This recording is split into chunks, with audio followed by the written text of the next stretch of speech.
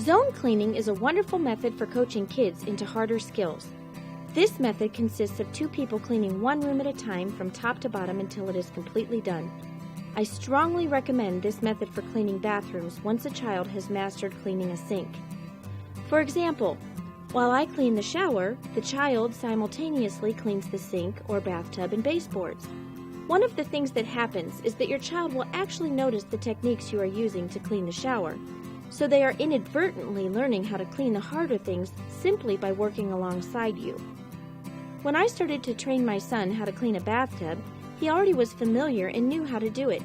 He had spent the past year cleaning sinks and cabinets while I cleaned bathtubs right before his very eyes, so his ability to master the proper technique for cleaning a bathtub was astounding.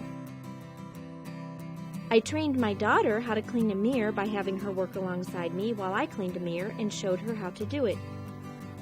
Double sinks in bathrooms are beneficial for training kids because you can work side by side and coach as you go. Once a child has mastered zone cleaning with you, they can actually begin zone cleaning with siblings. This is a great goal because a house can get cleaned faster, so gear up and make team cleaning a top priority.